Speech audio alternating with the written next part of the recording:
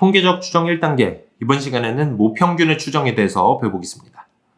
자, 우리 지난 시간에 배웠었던 표본 평균의 분포에 대해서 간단하게 복습하면서 시작하도록 하겠습니다. 자, 이렇게 모집단이 주어졌을 때요, 이 모집단의 평균을 모평균이라고 하고, 그리고 표준 편차는 모표준 편차라고 하기로 했었죠. 자, 그리고 표본 평균은 어떻게 구했습니까? 이 중에서 일부의 n개를 표본을 뽑아서 평균을 내고, 그리고 또 n개를 뽑아서 평균을 내고, 이렇게 n개를 뽑아서 평균을 내는 과정을 계속해서요, n개를 뽑아서 평균을 낼 수 있는 모든 평균들을 다 모은 거죠. 그것들을 표본 평균들의 분포로 저희가 확인을 했었던 겁니다. 기억나시나요? n개를 뽑아서 낸 평균을 우리가 표본 평균이라고 하고 x바라고 표시를 하기로 했었죠. 자, 그래서 이 표본 평균들의 분포를 살펴보니까 얘도 마찬가지로 정규 분포를 따르더라는 거죠. 자, 그리고 가장 중요한 특징 뭐냐면 이 표본 평균들의 평균과 모평균이 똑같았다는 겁니다. 자, 그리고 표준 편차는 어떻게 됐습니까? 모집단의 표준 편차는 그냥 시그마였는데 표본 평균의 표준 편차는 루트 n분의 시그마라고 했었죠. 그리고 분산은 그럼 n분의 시그마 제곱이 될 겁니다. 저걸 제곱해서요. 자, 그래서 표본 평균이 어떤 분포를 따르는지 알았으니까 그래프도 그릴 수 있겠죠. 이렇게 표본 평균 축에서 그림을 그리면 가운데가 뭐가 된다? 모평균이 된다. 그래서 모평균을 중심으로 좌우 대칭인 그래프를 그려주시면 되는 겁니다. 자, 여기까지가 지난 시간에 배웠던 내용이고요. 그런데 이번 시간부터 약간 다른 점은 뭐냐면요. 물론 이것도 지난 시간에 처음 부분에 제가 간단히 말씀드렸던 부분이기도 하지만 사실 우리는 이렇게 모집단의 데이터를 다 알고 있는 경우가 거의 없습니다. 자, 그 말인 즉슨 우리는 모집단의 데이터를 사실 다 구할 수가 없기 때문에 다 모른다고 보는 게 맞단 말이에요. 자, 그래서 우리가 이 중에서 다 구할 수 없기 때문에 일부분의 표본만 조사를 하는 거예요. 일부분만 조사를 해서 그 데이터들을 평균을 내는 겁니다. 이렇게 사실 딱 한 번만 조사하는 거예요. 한 번만. 이렇게 한 번만 조사해서 나온 이 한 번의 표본 평균을 가지고 모평균이 어디 있을지를 추정하는 게 바로 오늘 배울 모평균의 추정이라는 겁니다. 그 방법에 대해서는 지금부터 설명을 해드릴 거예요. 어떤 식으로 추정을 하는지. 자, 그리고 가장 핵심이 되는 건 이 표본 평균들의 평균이 모평균이랑 일치하기 때문에 우리가 그걸 이용할 수 있다는 겁니다. 자, 그래서 모평균의 추정을 하는 방법을 제가 천천히 설명을 해드릴게요. 이렇게 모집단이 주어졌을 텐데 사실 모집단을 알 수가 없어요. 여기 안에 있는 데이터들을. 그래서 우리는 이 중에 일부만 딱 조사할 겁니다.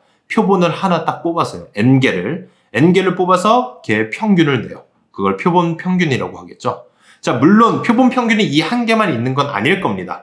정말 많은 표본 평균들이 있었을 거고요. 얘네도 다 마찬가지로 n개씩 뽑아서 평균을 낸 데이터들이 있을 수 있겠죠. 그런데 중요한 건 우리는 한 번밖에 못 뽑는다는 거예요. 그렇게 한 번 뽑은 데이터를 가지고 추정을 해야 되는 거죠. 자, 그런데 우리는 이미 앞에서 표본 평균의 분포가 어떤 분포를 따르는지 미리 연습을 해왔습니다. 그렇죠? 정규 분포를 따르고 중요한 건 모평균이 똑같았다는 거예요. 모평균이 몇인지는 모르지만 확실한 건 이 표본 평균들이 따르는 분포는 평균이 모평균이랑 똑같다. 그것만 믿고 가는 겁니다. 자, 그리고 표준 편차는 분명히 루트 n분의 1배가 됐을 거다 라는 생각을 가지고 우리가 접근을 하는 거예요. 자, 그러면 그래프는 이렇게 그릴 수 있다 그랬죠? 가운데는 모평균을 중심으로 좌우 대칭인 그래프를 그릴 수 있고, 그리고 중요한 건 얘는 x바 축이다. 그러니까 표본 평균 축이다 라고 그려주셔야 됩니다. 자, 그리고 지금부터 설명해 드리는 게 굉장히 중요해요. 여러분들이 굉장히 어려워하는 부분이기도 하고요. 잘 보세요. 제가 정규 분포를 설명해 드릴 때부터 확률을 구할 때 우리가 뭘 구해야 된다? 걸음수를 구해야 된다고 했습니다. 기억나시죠? 자, 그래서 우리가 어떤 특정 걸음수를 이용해서 특정 확률을 구하는 과정을 제가 보여드릴 거예요. 잘 보세요. 우리가 모평균을 중심으로요, 앞뒤로 1.96걸음을 걸으면 하필이면, 자, 여러분 왜 1.96걸음인지는 제가 좀 이따 설명을 해드릴 거예요. 자, 하필이면 2걸음도 아니고 1.96걸음이에요. 앞뒤로. 그렇게 걸으면요, 이 사이에 있는 넓이, 그러니까 확률이 몇이 되냐면요, 딱 0.95가 돼요. 자, 왜 우리가 0.95, 그러니까 95%의 확률이죠. 이 95%의 걸음수를 왜 제가 설명을 해드리는 거냐면 앞으로 볼 문제들의 대부분이 95%의 확률로 모평균이 어디 있는지를 물어보는 모평균의 추정을 해야 되는 거거든요. 자, 그래서 우리가 추정을 할 때 확률이 들어갑니다. 몇 퍼센트의 확률로 추정해라. 몇 퍼센트의 확률로 모평균이 어디 있을지를 조사해라 이렇게 물어보거든요. 그래서 95%로 조사라고 하면요. 우리는 95%에 해당하는 걸음수를 알아두긴 해야 돼요. 물론 문제에 주어주긴 하지만요. 그래서 앞뒤로 1.96걸음 걸으면 95%다라는 걸 알고 있는 상황에서 한번 다시 접근을 해볼게요. 자, 우리가 n개를 뽑아서 평균을 냈더니 그 x바가 80이라는 평균이 나왔다고 한번 쳐볼게요. 80. 자, 쟤는 표본의 평균이지만 표본 평균의 분포 안에서는 하나의 데이터에 지나지 않습니다. 자, 그런데 중요한 건 그 80이요. 모평균보다 작은지 큰지도 몰라요. 그러니까 모평균이 어딘지 모르는 거죠. 그래서 이쯤에 있을 수도 있지만 여기에 있을 수도 있고 오히려 모평균보다 작을 수도 있고 이게 상대적인 위치가 어디 있는지 전혀 모르는 상태예요. 그래프 자체를 그릴 수가 없겠죠. 자, 이 상황에서요. 우리가 모평균이 어디 있는지를 추정해야 되잖아요. 그런데 우리가 유일하게 믿을 수 있는 건 뭐밖에 없냐면 제가 아까 설명드린 것밖에 없습니다. 뭐냐면 모평균이 어디 있는지 모르지만 모평균을 중심으로 앞뒤로 1.98걸음 걸으면 그게 확률이 0.95, 95%가 된다는 거예요. 자, 그게 또 무슨 얘기냐면 전체 데이터의 95%가 모평균을 중심으로 앞뒤로 1.96걸음 안에 모여있다는 겁니다. 자, 그 말은 또 무슨 말이에요? 그러니까 80이라는 숫자 입장에서 봤을 때도 자기가 모평균을 중심으로 앞뒤로 1.96걸음 안에 들어올 확률이 95%다라고 생각할 수 있는 거죠. 이해되시나요?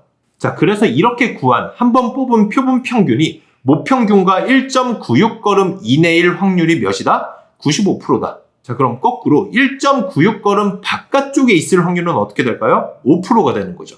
이해되셨나요? 자, 제가 다른 방법으로 다시 한번 소개를 해드릴게요. 잘 보세요. 이렇게 한번 뽑은 표본 평균이 x바1이라고 한번 해보겠습니다. 자, 그러면 x바1이 어디쯤에 있긴 있겠죠? 자, 근데 중요한 건 우리가 모평균이 어디 있는지 모르기 때문에 함부로 저 그래프를 그릴 수가 없다는 거예요. 만약에 모평균이 x바1보다 크면요. 이쯤에 그려지게 되겠죠. 오히려 작으면 어디 그려져요? 이쯤에 그려지게 되겠죠. 자, 그런데 모평균이 어디 있는지 모르기 때문에 우리가 함부로 그릴 수가 없다는 겁니다. 자, 이 상황에서 우리가 유일하게 믿을 수 있는 건 뭐다? 모평균을 중심으로 앞뒤로 1.96걸음 이내에 모든 데이터의 95%가 모여있다는 거예요. 그렇죠? 그 말은 x바1 입장에서도 모평균이랑 1.96걸음 이내에 있을 확률이 95%다라고 믿게 되는 거죠. 내가 지금 어디에 떨어졌는지 모르겠지만 내가 앞뒤로 1.96걸음을 걸어보면 모평균을 만날 확률이 95%나 된다 라는 얘기죠. 자, 그럼 표본 평균 입장에서는 오른쪽만 갈 수는 없고 왼쪽도 조사를 해봐야 될 거 아니에요. 그래서 표본 평균 입장에서도 앞뒤로 1.96걸음을 다 조사를 해보는 거예요. 그랬을 때 여기 안에 모평균이 있을 확률이 어떻게 된다? 95%가 된다. 자, 그래서 여기에 좌표를 각각 A랑 B라고 했을 때요. 지금 저 구간 안에 모평균이 있을 확률, 그러니까 닫힌 구간 A랑 B 사이에 모평균이 있을 확률이 95%다, 0.95다 이렇게 대답할 수 있는 거죠. 그리고 이 95%를 우리는 신뢰도라고 합니다. 신뢰도. 그리고 닫힌 구간 A, B를요. 우리가 신뢰도를 이용해서 구한 구간, 신뢰 구간이라고 얘기를 하거든요. 자, 근데 이게 좀 어려우니까 제가 마지막으로 다시 한번 정리를 해드릴게요. 자, 이렇게 모집단이 있어요. 근데 우리가 모집단을 모르죠. 그렇기 때문에 어떻게 한다? 이 부분에 n개의 일부분의 표본을 임의로 뽑는 거예요. 임의로 추출해서 어떻게 해요? 평균을 내는 거죠. 그 평균을 표본 평균 x바라고 하고요. 이렇게 표본 평균들이 여러 개 모이면 모을 수 있는 n개씩 뽑아서 평균 낼 수 있는 모든 표본 평균들을 다 뽑아서 그 표본 평균들의 분포를 봤을 때 정규 분포를 따르고 정말 신기하게도 그 표본 평균들의 평균이 모평균이랑 똑같다라는 거죠. 그리고 그걸 이용하게 될 거라는 겁니다.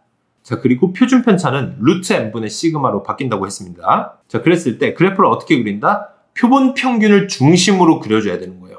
왜냐면 내가 유일하게 알고 있는 데이터가 저렇게 딱 한 번 추출한 그 표본들의 평균, 표본 평균 쟤만 믿고 모평균을 추정을 해야 되니까요. 자, 이 상황에서 우리가 모평균이 얘보다 큰지 작은지 모른단 말이에요. 그래서 함부로 그래프를 그려줄 수는 없다. 그렇죠? 우리가 믿을 수 있는 유일한 정보는 뭐다? 모평균과 내가 1.96걸음 이내에 있을 확률이 95%다. 이거 하나만 믿고 가는 거예요. 그렇죠? 모평균이 어디 있는지는 모르지만 걔를 중심으로 내가 1.96걸음 이내에 있을 확률이 95%이기 때문에 내가 지금 어디에 떨어졌는지 모르지만 날 중심으로도 앞뒤로 1.96걸음을 조사해보면 그리고 그 구간이 A부터 B까지라고 하면요. A부터 B까지 그 구간 사이에 모평균이 있을 확률이 몇 프로다? 95%다. 그리고 그 95%를 신뢰도라고 하고요. 이 과정을 신뢰도 95%로 조사했다고 하는 거예요. 모평균을 추정했다. 자, 그럼 이제 실제 그 구간을 구해주려면 어떻게 하면 돼요? 우리가 걸음수는 구했으니까 보폭만 곱해주면 되잖아요. 보폭 어떻게 됩니까? 루트 n분의 시그마죠. 지금 표본 평균 축이니까요. 표본 평균의 보폭으로 가야 됩니다. 루트 n분의 시그마를 저 걸음수에다가 곱해주면 실제 길이가 나오겠죠. 그래서 신뢰 구간을 구해주시면 되는 겁니다. 자, 그리고 신뢰도가 꼭 95%만 나오는 건 아니에요. 자, 이렇게 앞뒤로 2.58 걸음을 걸으면요. 99%가 됩니다. 자, 물론 1.96, 2.58이라는 숫자를 꼭 외울 필요는 없어요. 근데 익숙해질 필요는 있습니다. 무조건 문제에 나오긴 나오거든요. 근데 가끔씩 1.96 걸음이 아니라 2걸음이다 이렇게 주는 경우들도 있기 때문에 그냥 암기한다기보다는 그냥 익혀둔다라고 생각하시면 됩니다. 자, 이 부분 다 필기를 하시고요. 이제부터 연습 문제를 제가 설명을 해드릴게요. 예제 문제 보겠습니다. 정규 분포가 주어졌는데요. 분사는 나와 있는데 지금 뭐가 안 나와 있어요? 모평균이 M이라고 나와 있어요. 모평균을 모른다는 거죠. 자, 그래서 모집단이 이렇게 주어졌을 때 모평균을 추정해야 되는 문제가 되겠죠. 자, 그래서 이렇게 모집단이 있을 때 거기서 크기가 400인 표본을 이미 추출했대요. 그러니까 400개를 한 번만 뽑아서 평균을 낸 겁니다. 그랬더니 그 표본 평균이 몇이래요? 112가 나왔대요. 그러니까 400개만 딱 조사해서 평균을 냈더니 112가 나왔다. 하나의 데이터를 구하게 된 겁니다. 근데 이렇게 구할 수 있는 표본 평균들이 무수히 많죠. 그리고 그 표본 평균들이 어떤 분포를 따르는지는 우리가 지난번에 충분히 연습했어요. 일단 정규 분포를 따르는데 중요한 건 모평균이랑 평균이 같다는 거예요. 평균이 모평균이 된다. 그리고 표준 편차는 루트 n분의 시그마, 그러니까 루트 400분의 10이 되겠죠. 그래서 그걸 제곱한다. 정리해보면 2분의 1이 되는 겁니다. 자, 그래서 이렇게 x 바축에서 보면요. 112에 뚝 떨어진 거예요. 지금 내가 한번 평균을 내봤더니 112에 떨어지긴 했는데 모평균이 지금 내 앞쪽에 있는지 뒤쪽에 있는지 전혀 모르는 상태예요. 감이 없는 상태입니다. 자, 그런 상태에서 지금 문제에서 신뢰도 95%로 추정을 하라 그랬어요. 모평균을. 그죠? 그 신뢰 구간을 구하라고 했습니다. 자, 그러면 이렇게 95%라는 확률이 나오면 무조건 걸음수를 챙겨주셔야 돼요. 정규 분포에서는. 자, 95%에 맞는 확률 분명 문제에 주어줍니다. 밑에 보니까요. Z의 절대값이 1.96 이내에 있을 확률이 0.95다. 자, 이 절대값 풀어주면 P 마이너스 1.96보다 크거나 같고 1.96보다 Z가 작거나 같을 그럴 확률이 0.95다. 자, 이게 무슨 말이에요? 제가 아까 말씀드렸던 얘기죠. 모평균을 중심으로 앞뒤로 1.96 걸음을 걸으면 그 사이의 확률이 0.95가 된다. 그 얘기입니다. 기억나시죠? 근데 모평균이 어디 있는지 모르잖아요. 그래서 난 뭐만 믿고 간다? 자, 모평균을 중심으로 앞뒤로 1.96 걸음 이내에 있다는 얘기는 나도 내가 112에서 앞뒤로 1.96 걸음을 조사를 해봤을 때 모평균을 만날 확률이 어떻게 된다? 그 확률이 95%가 된다는 얘기죠. 자, 그런데 실제 구간을 구해야 되니까요. 걸음수를 걸으려면 내 보폭이 몇인지 알아야 되겠죠? 보폭이 몇입니까? 그렇죠. 2분의 1인 거예요. 그래서 저 걸음수에 2분의 1을 곱해주면 실제 구간이 나오는 겁니다. 각각의 길이가 0.98이 되죠? 그래서 앞뒤로 0.98만큼 가면요. 실제 구간은 111.02부터 112.98이 되는 겁니다. 그래서 실제 95%의 신뢰도로 추정한 모평균의 신뢰 구간은요. 이렇게 구하시면 되는 겁니다. 이해되셨나요? 다음 문제 보겠습니다. 정규 분포 m,5의 제곱. 자, 이것도 마찬가지로 모집단을 줬는데 모평균을 몰라요. 그렇죠? 그 중에서 크기가 100인 표본을 이미 추출했다고 했습니다. 자, 100개만 딱 뽑아서 임의로 뽑아서 걔를 평균을 딱 낸 거예요. 그렇죠? 그 값이 몇이래요? 그 표본 평균이 71이다 라는 겁니다. 자, 여기서 절대 멈추지 마시고요. 항상 이렇게 똑같이 그림을 그려주셔야 됩니다. 자, 이 71은 수많은 표본 평균들 사이에 하나의 데이터예요.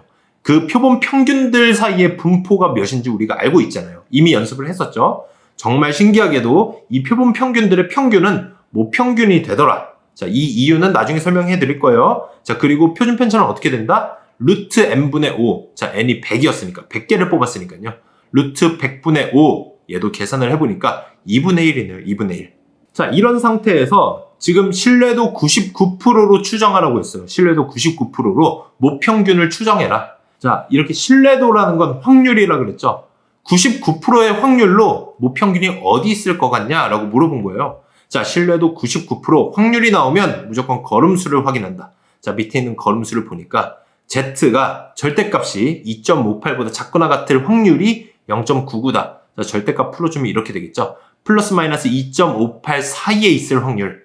Z가 뭐라고 했습니까? Z는 걸음수예요, 걸음수. 그렇죠? 정규분포에서 Z는 걸음수다. 그러니까 모평균을 중심으로 앞뒤로 2.58걸음 걸었을 때 그 사이의 확률이 0.99다. 2.58걸음이 중요한 겁니다. 자, 2.58걸음 안에만 들어오면 된다. 99%의 확률로 모평균을 만날 수 있다. 자, 그런데 나는 지금 71에 떨어졌다는 거죠. 71에 떨어졌는데 모평균이 어디 있는지 몰라요. 나보다 큰지 나보다 작은지 알 수가 없습니다. 자, 이런 상황에서 유일하게 믿을 건 뭐밖에 없다? 모평균 중심으로 앞뒤로 2.58걸음 걸으면 거기 안에 내가 있을 확률이 99%니까 자, 거꾸로 나도 앞뒤로 2.58걸음을 조사를 해보면 거기서 모평균을 만날 확률이 어떻게 된다? 그렇죠. 그것도 99%가 된다는 거예요. 자, 그래서 실제 구간을 구하기 위해서 걸음수를 알았으니까 거기다 보폭을 곱해주시면 되겠죠. 2분의 1을 곱해주시면 되는 겁니다. 그래서 계산을 해보니까 1.29예요. 그러니까 앞뒤로 1.29씩 갔더니 구간이 69.71부터 72.29까지 오게 되는 겁니다. 그래서 이렇게 구한 신뢰 구간은 이렇게 적어주시면 되는 거예요. 이해되셨나요? 연습 문제 충분히 풀어보세요. 감사합니다.